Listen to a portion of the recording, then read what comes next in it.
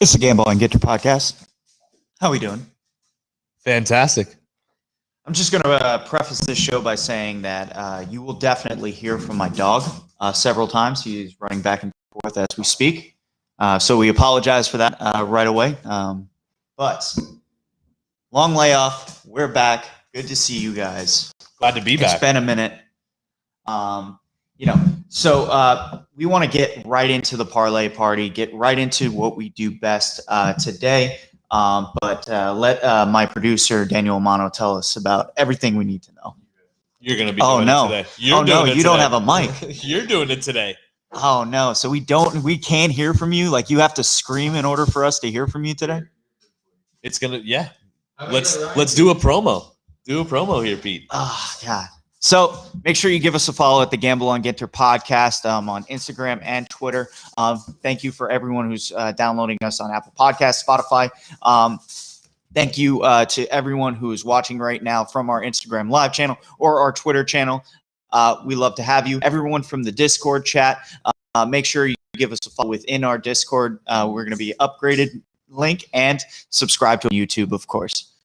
So let's get started with the parlay party. We have 6 picks for this one today, and we're confident in what we're seeing within. We have 4 picks in baseball, 1 pick in the NBA, and 1 pick in the NHL. So let's get us started with the St. Louis Cardinals. So the St. Louis Cardinals at minus 185 today. We really like them in that matchup. Ryan, what do you think of the Cardinals play this season so far?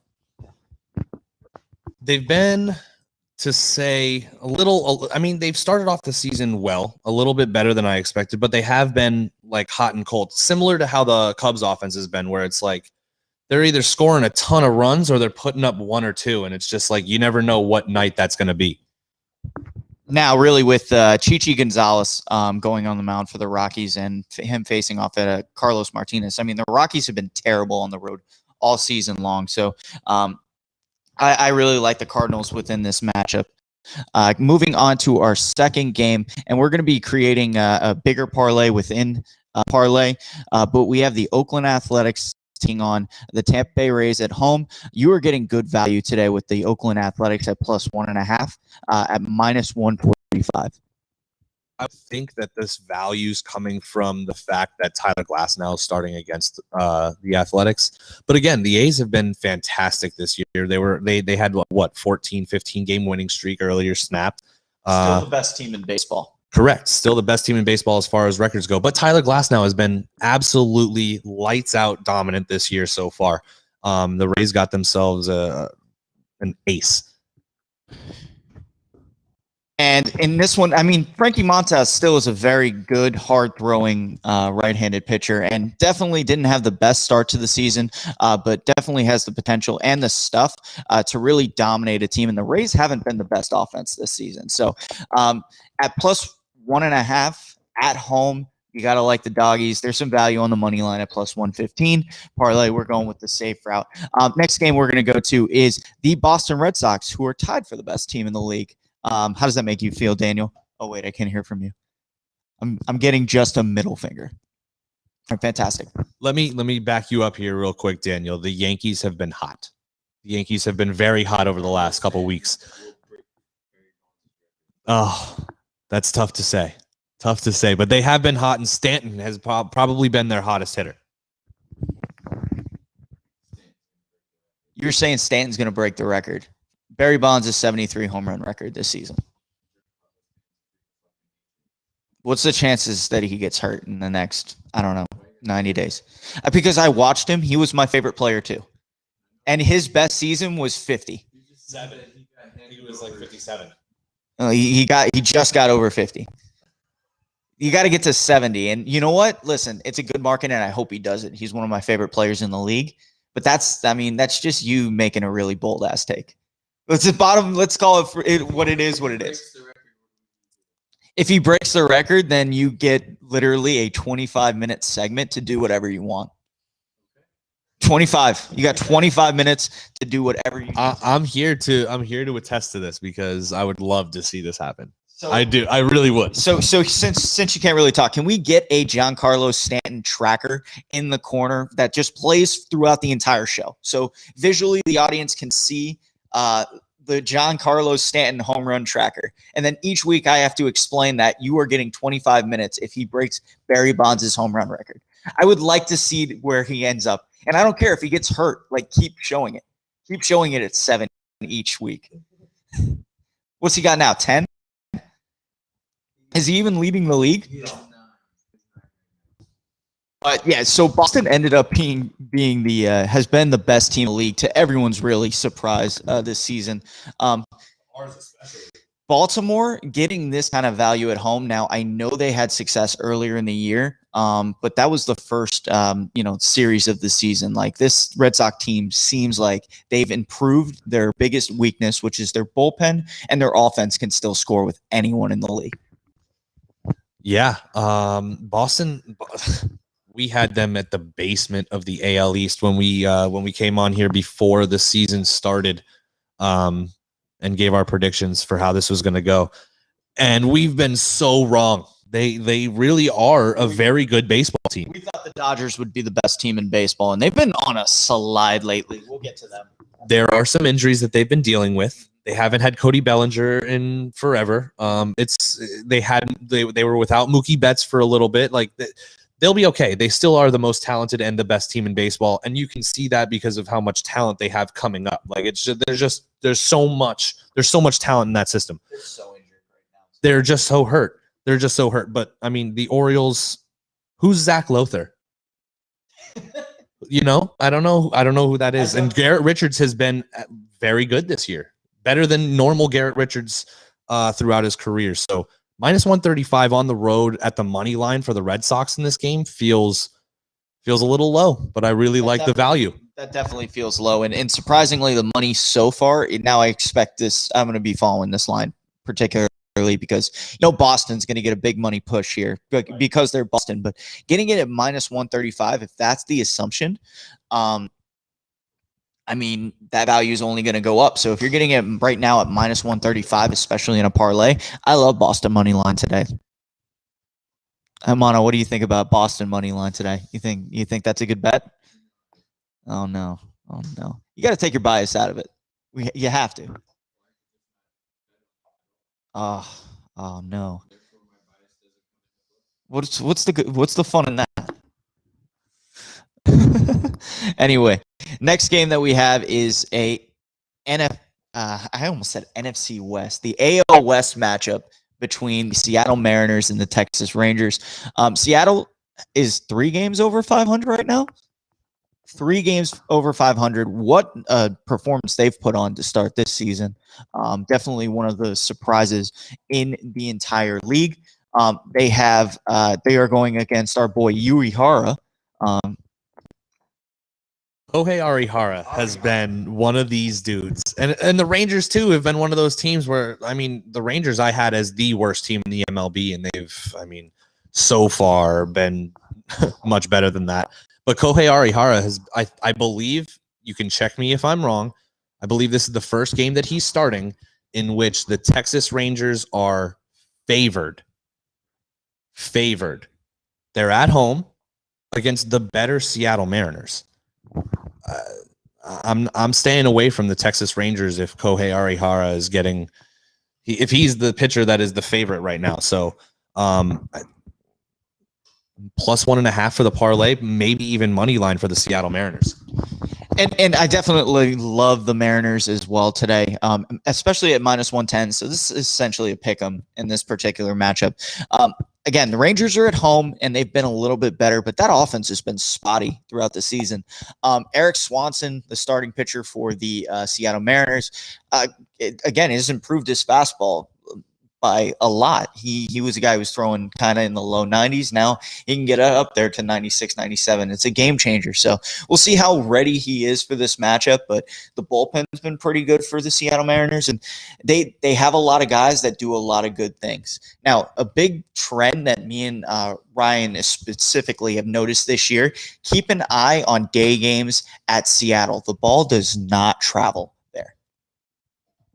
I think the one game in particular that we noticed it, correct me if I'm wrong, it was against the Dodgers, and Julio Urias Julio Urias was throwing, and it was Marco Gonzalez. Yeah, it was a 1-0 game, and it was just like it felt like people were really squaring the ball up, and it wasn't going anywhere. No, I think Kyle Lewis and Mitch Haniger both hit balls that I thought were 100% out. Were 100% out. And the one run that was scored throughout the game was on our boy AJ Pollock, a hustle double down the line. Big point, and get him over, get him. So that is our 4 major baseball picks. Another game I would like to add to like the super parlay that we're going to be doing. Again, we have a 16 parlay. That's going to be the parlay party. We are going to be adding games on as we go about. So we're talking about more games. I am adding on the Padres Giants over 7 for this game. It's going to be Musgrove versus Gossman. It's going to be a great pitching matchup.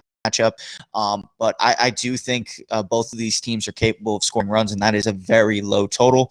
The starting pitching is great, and yes, San Francisco is more of a big, is a bigger pitcher's ballpark. But if ball gets into the gaps with the speed demons that the Padres have, it's lights out. They're going to be scoring a lot of runs today. Both teams, I like them over 7 at least.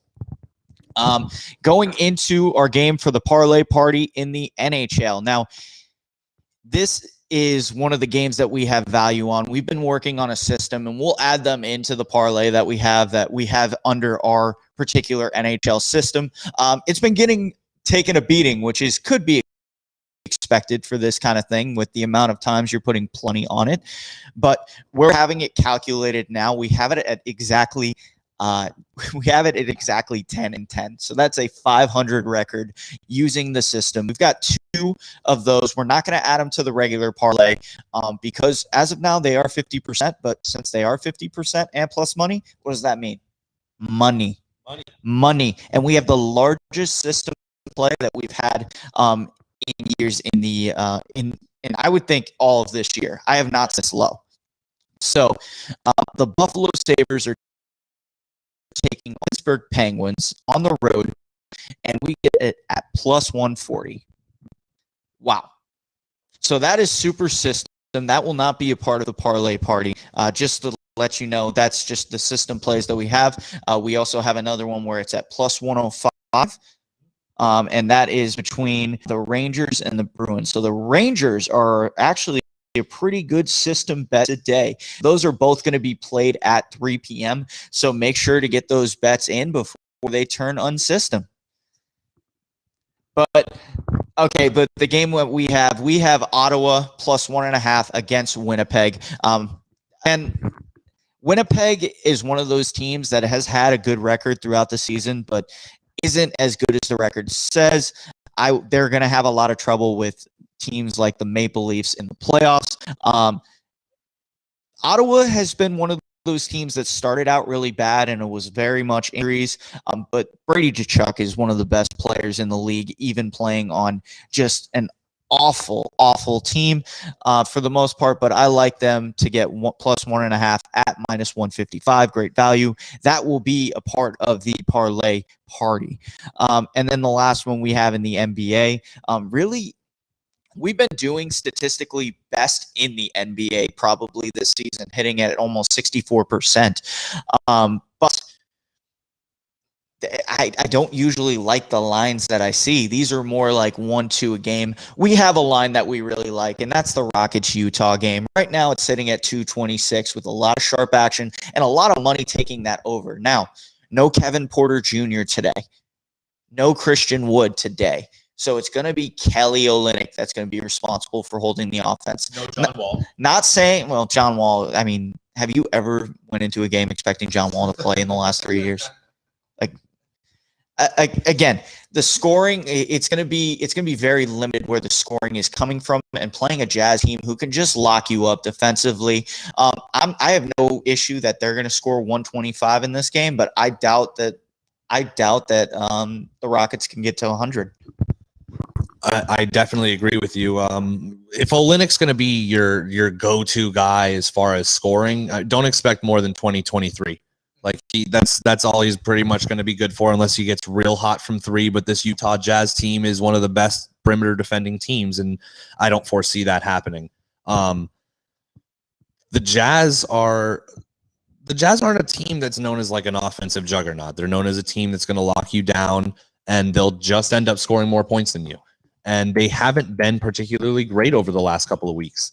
And I think it was obviously because of Donovan Mitchell being out, missing time. But yeah, 226 with as low as the number is, with everything taken into account, it's high for this game. Yeah, and again, I really like the sharp money following this game. So this is going to be the 16 parlay. I will make sure to read it back to you.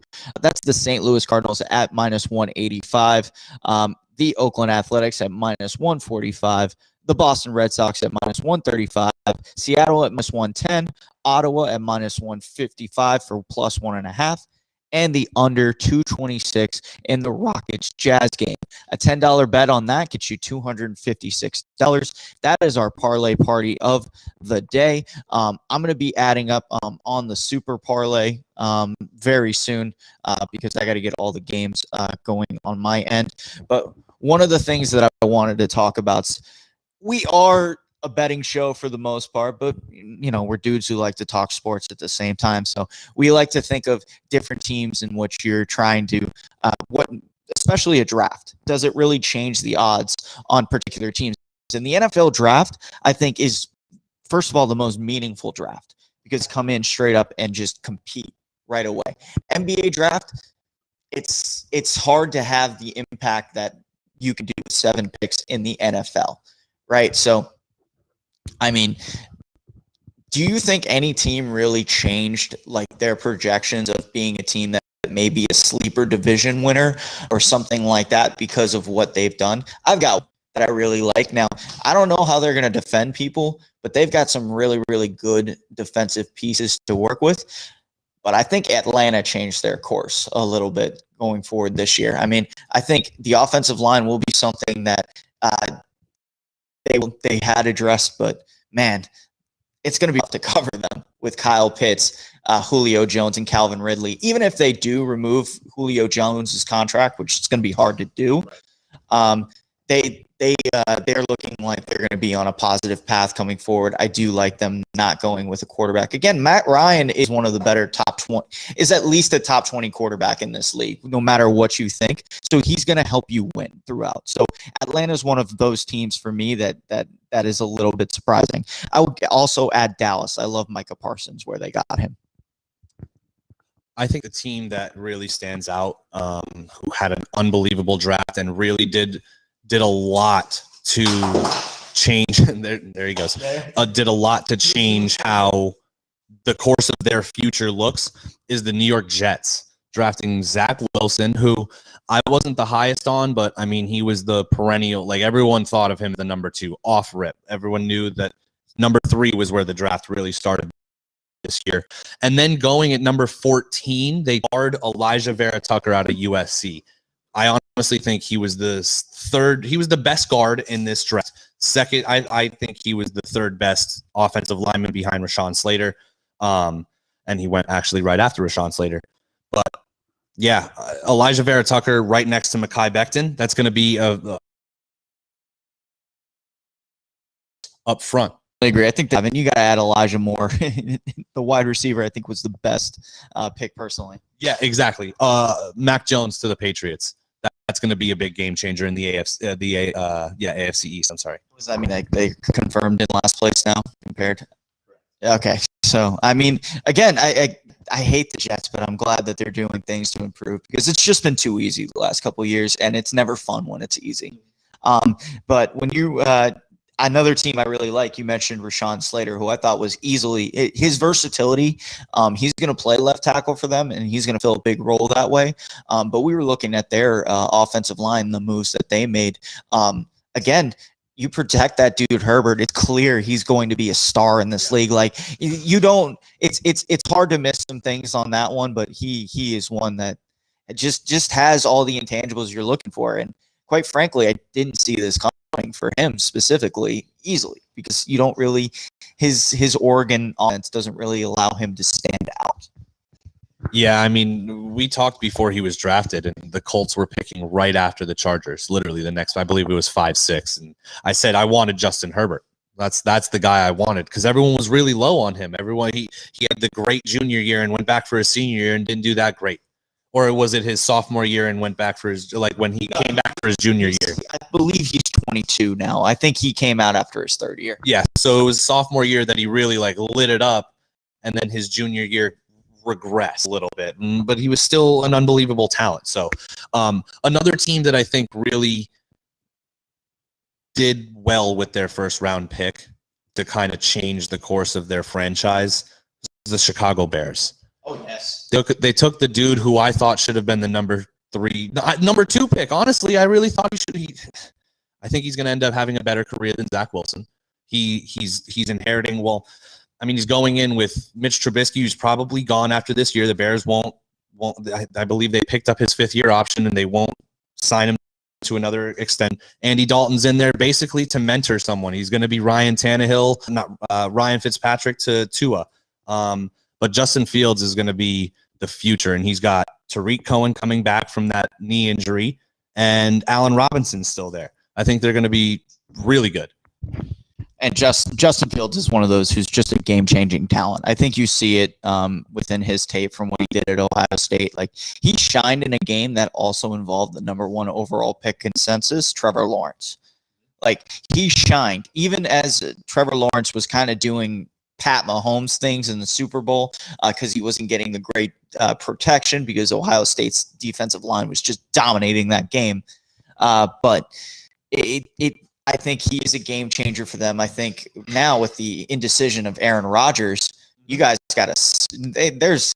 There is a chance for supremacy, but as long as he's in Green Bay, that's the favorite going forward. And again, Chicago did a lot to get the quarterback of their future, but again, they traded up big time for Trubisky last time, so their evaluation of the quarterback has been iffy. And plus, now there's no excuse for that coach. Exactly. Not only that, but they traded up and didn't take Deshaun Watson or Patrick Mahomes. Like that's the most egregious part about all of it, and that's the unforgivable part. But my question to you were talking about Aaron Rodgers. I just want to get where would you hope if he leaves Green Bay? Where would you hope that he ends up? Selfishly, Miami. And it's not because I don't believe in Tua Tagovailoa as my quarterback of the future. It's because he's Aaron Rodgers, and I want that experience. Because guess what that experience turned in for Tampa Bay? A fucking Super Bowl. Exactly. Like now in the first we're talking about teams that are really turning the tide with great picks to help turn their eyes around. But who do you think really missed? In the first round with their draft?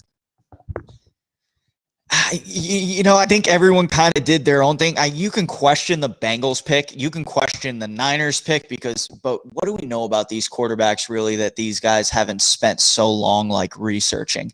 I mean, I get it. Kyle Shanahan can turn any quarterback. It seems to be good, but I don't know if I've seen enough evidence of Trey Lance to be good. But again, I didn't see the same thing for Carson Wentz, and no matter what he is now, which is not as good as he was when he almost won MVP, he was at one point an MVP, and no one expected anything close to that. But I guess those are 2 ones, but I think, again, the Bengals got an absolute elite number 1 receiver who's going to be the number 1 even on that team of good receivers. And you can't say they made the bad pick there. And it just seemed like the draft went, there was no pick. Maybe the Jaguars with ETN where they had to trade up to get to him with already having a good player in James Robinson, but the chemistry that they have together, Trevor Lawrence and him, I don't think any team really screwed up their pick, honestly. Right. I have questions, but I think with the ETN move, because Najee Harris was drafted at 24. At that point, if the next guy was ETN, if you needed a running back, the next guy was ETN. So I understand the move to trade up right behind Najee Harris getting drafted to pick ETN. And with the way that there's only a handful of guys, maybe even less in the NFL, that can carry the ball as the bell cow. Everyone else is deploying the two-man system, and I think that's what they're going to do with an undrafted James Robinson and Travis Etienne to get his feet wet, even though James Robinson was the bell cow last year. Yeah, no, and I cannot wait for the NFL to kind of take shape this season, to see everything that we have going on. We're going to get into Caps Lock, and I wanted to just make a quick announcement after we get off this air. I guess we can call it brother program, or literally one of our other programs on the Icon Network universe, the Broward Breakers. We're going to be breaking 4 of these Bowman 2020. These guys they're not even sold in stores anymore. This is the last time you can look and find some great Jason Dominguez's. So we're going to open up 4 of these on the Breaker channel. So make sure you tune into that about 30 minutes after the show is completed. And we're going to be opening some cool ass cards on that network. But we're going to switch it over to Caps Lock and just cap off the show. So go ahead. Amano, scream at your pick whenever you are ready. Ryan, what do you got? I'm gonna go with one of the ones that we threw into the parlay party. We like the way that it looked. Oakland plus 1.5 at home, minus 145 against the Rays with Tyler Glasnow pitching is my Caps Lock of the day. Do you have one? Amano, do you have one? All right, I gotcha. End on Amano's voice, because honestly this hasn't been the same show without him having the ability to talk and defend himself. It hasn't been the same show. It hasn't been as fun for me, probably great for the audience, but my pick today is going to be the under in the Utah-Houston game. Again, I think Houston has trouble scoring against this defense. Utah's getting into playoff fashion. They had that little break, and now they got to get ready to play a really, really good team in the playoffs. So I think there's going to be some good defense played, especially on the part of the Jazz. Again, I'm not worried about the Jazz getting 125. I'm worried that Houston scores 100, and I don't think they do in this kind of game. So Amano, do you have one? Let me hear the 2. I want the Wizards minus 3.5 over the Pacers. Okay. And I also like, I don't know why, but I like the Thunder covering 14 points. A 14-point spread. Like the Warriors, like I can't. A 14-point spread is pretty crazy. Okay. The Warriors especially. Like, unless there's something I don't know. Well, we'll get both of those on there. So Pretty sure Dort's back. if Dort is back, then 14 points sounds like the better one. I mean, that's a lot of points. Now, are you worried about Utah covering a 15.5-point spread against Houston? Yeah, that's another one too. I know we talked about it on the parlay party. Excellent. Yeah, so we'll just have it take. So we're going to have the Washington. So you're going to take Wizards minus 3.5 at. Okay, I like it. And then with the plus 14 OKC. This is the first I've seen. The Denver Nuggets at home are plus 3.5 against the Nets, who have been cold. Denver's usually not a very fun place to travel to, and the fact that you're getting points there, but at the end of the day, you do have Kevin Durant and you do have Kyrie Irving. They can go off at any moment. I would want to look at the numbers on that particular game. I was looking at that. I guess the team I turn to is Nuggets, and maybe just, to make that a little bit more fun, go just straight money line on it, but that could be something to think about. All right, guys. So for your friends over here at the Gamble on Ginter podcast, for Amano, for Ryan, I'm Peter. Thank you for joining us, and we will see you next week.